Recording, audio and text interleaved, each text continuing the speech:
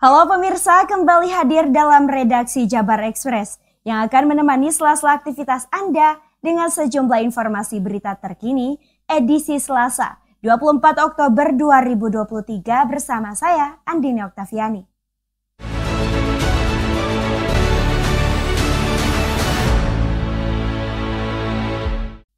Pemerintah daerah Kabupaten Bandung, Jawa Barat bekerja sama dengan Bulog Cabang Kabupaten Bandung pada Senin siang menggelar operasi pasar beras medium di kantor Kecamatan Kutawaringin, Kabupaten Bandung, Jawa Barat. Kami persilahkan untuk segera upaya pemerintah daerah Kabupaten Bandung, Jawa Barat untuk mengendalikan harga beras yang masih mahal dan menekan inflasi dengan melakukan operasi pasar beras murah serta menggandeng Bulog Cabang Kabupaten Bandung. Beras medium dijual dengan harga per kilogram 10.200, lebih murah dari eceran tertinggi yang ditetapkan pemerintah seharga 10.900 per kilogram. Dalam 5 hari ke depan, pemerintah daerah Kabupaten Bandung akan mengadakan operasi pasar beras murah di 31 kecamatan yang ada di Kabupaten Bandung. Masih pasar yang tentunya hampir 44.000 kpm, yang mana dari harga HET-nya ini adalah 10.900 per kilo. Nah, kita jual dengan harga 5 kilonya 51.000. Nah, tentu ini kan mendorong, membantu sehingga mudah-mudahan dengan kegiatan operasi pasar ini bekerja sama dengan Bulog Jawa Barat dan juga dari BI yang tentunya bisa membantu meringankan beban masyarakat. Walaupun pihak Pemkab Bandung berharap dengan adanya kegiatan tersebut bisa membantu dan meringankan masyarakat dalam ketahanan pangan. Dari tim liputan Jabar Express melaporkan. Kabar duka datang dari seorang balita di Desa Bunijaya, Kecamatan Gunung Halu, Kabupaten Bandung Barat, Jawa Barat, yang meninggal akibat terjebak di dalam rumahnya yang terbakar. Orang tua dan kakak korban sedang keluar rumah saat kebakaran terjadi.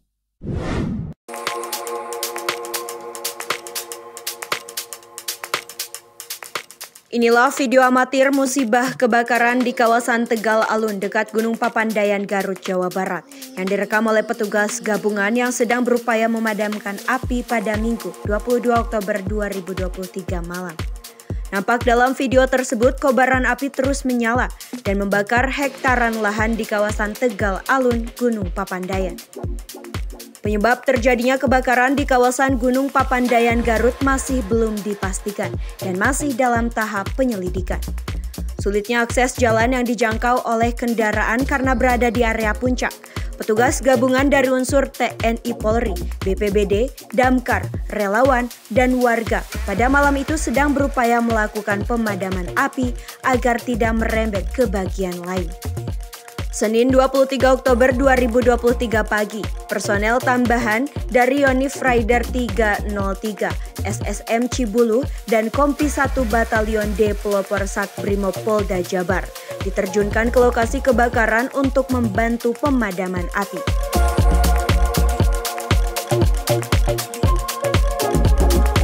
Tadi, titik perkembangan terakhir sampai dengan saat ini hasil pemantauan dan monitor di lapangan, api masih menyala.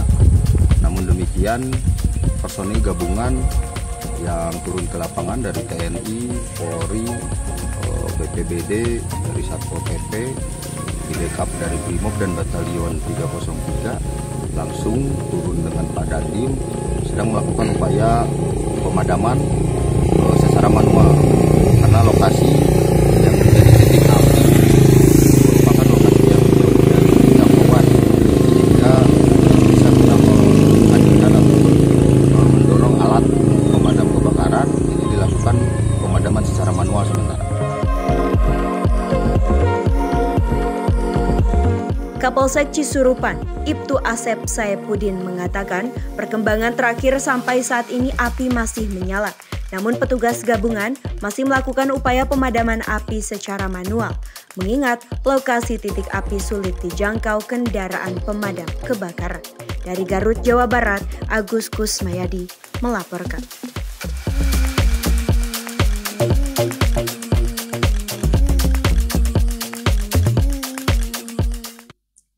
Kabar duka datang dari seorang balita di Desa Bunijaya, Kecamatan Gunung Halu, Kabupaten Bandung Barat, Jawa Barat, yang meninggal akibat terjebak di dalam rumahnya yang terbakar. Orang tua dan kakak korban sedang keluar rumah saat kebakaran terjadi. Kebakaran sebuah rumah yang dijadikan konter HP di Desa Bunijaya, Kecamatan Gunung Halu, Kabupaten Bandung Barat, Jawa Barat, mengakibatkan seorang balita meninggal dunia.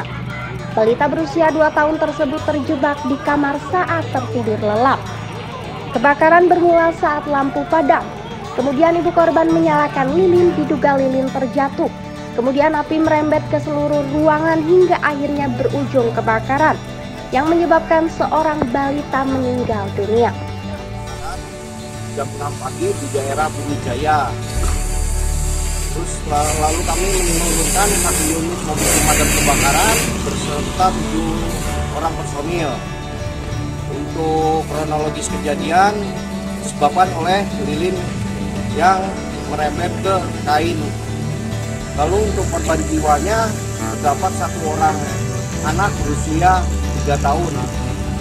Menurut Komandan Regu Pemadam Kebakaran KBB Pos Wilayah Cilinit, saat itu korban terjebak di dalam rumah karena sedang tertidur lelap. Sedangkan untuk 5 orang penghuni rumah lainnya sedang berada di luar rumah. Halu, itu kebetulan ada terjadi kebakaran sebuah rumah semi permanen. Itu yang menimpa sampai membawa korban 1 balita yang meninggal dunia yang diakibatkan daripada kebakaran tersebut. Awal mula memang pada saat itu mati listrik dan sedang alasan, dan ibu korban yang bernama Ibu Romlah itu menyalakan lilin pada pukul 05.00. Selanjutnya Ibu Romlah itu meninggalkan untuk pergi belanja ke warung. Diketahui terjadinya kebakaran itu 05.30 setelah Ibu Romlah kembali dari warung. Ternyata rumah semi permanen tersebut sudah dibakar dan makan korban menjadi korban yaitu 1 balita sekitar umur 1,5 tahun, yaitu anak korban. Dan kasus tersebut sudah ditangani oleh Polsek Gunung Halu dengan laporan situasi yang kami terima, dan untuk jenazah langsung dimakamkan oleh pihak keluarga.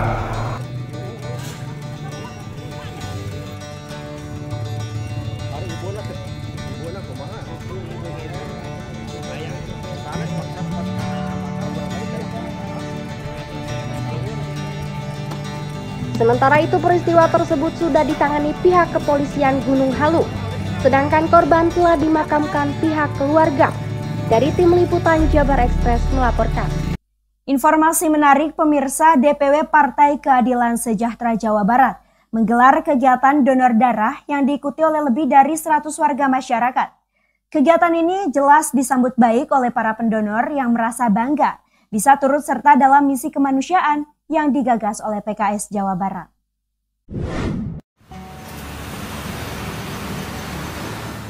Berlokasi di kantor DPW PKS Jawa Barat, warga masyarakat berbondong-bondong untuk mendonorkan darahnya untuk membantu sesama.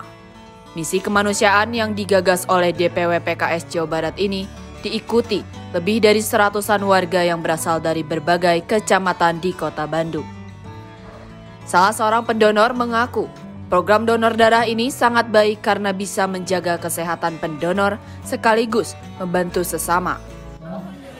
Setelah itu ibu harus mendownload jangan terlalu lama. aplikasi Sudoni dulu. Ya bisa rutin 6 bulan sekali, 3 bulan sekali. Kebetulan saya tim saya salah satu anggota dewan yang untuk 2024 menang Jawa Barat. Sementara itu pihak DPW PKS Jawa Barat menjelaskan, program donor darah ini rutin dilakukan sebagai bagian dari program kerja partai yang bersentuhan langsung dengan warga masyarakat. Di hari ini kegiatan dari bidang Kesos DPW PKS Jawa Barat, kita memang secara rutin melaksanakan kegiatan donor darah yang biasanya dilakukan 2 bulan sekali. Bulan kemarin kita melaksanakan di rumah pemenangan Anies Baswedan, dan hari ini, bulan ini kita juga melaksanakannya di sini kantor DPW PKS Jawa Barat. Ini terbuka untuk umum ya? Iya, sasaran terbuka untuk umum, tidak hanya kader PKS, bahkan lebih banyak memang yang umumnya, warga masyarakat sekitar. Targetnya berapa orang? Kalau yang hari ini sebetulnya target kita 100, dengan pendaftaran di 130 ya, mudah-mudahan bisa tercapai. Selain donor darah, DPW PKS Jabar juga rutin menggelar program pelatihan UMKM, sosialisasi kemanusiaan, dan lain-lain. Dari Bandung, Jawa Barat, Agus Kusmayadi melaporkan.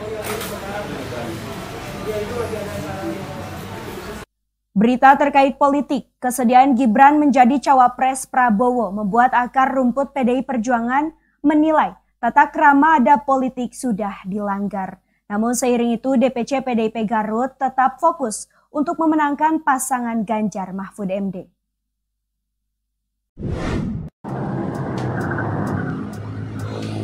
Pasca putusan Gibran menjadi cawapres Prabowo membuat akar rumput PDI Perjuangan semakin menggeliat untuk memenangkan pasangan Ganjar Mahfud MD di pemilihan presiden tahun 2024 mendatang.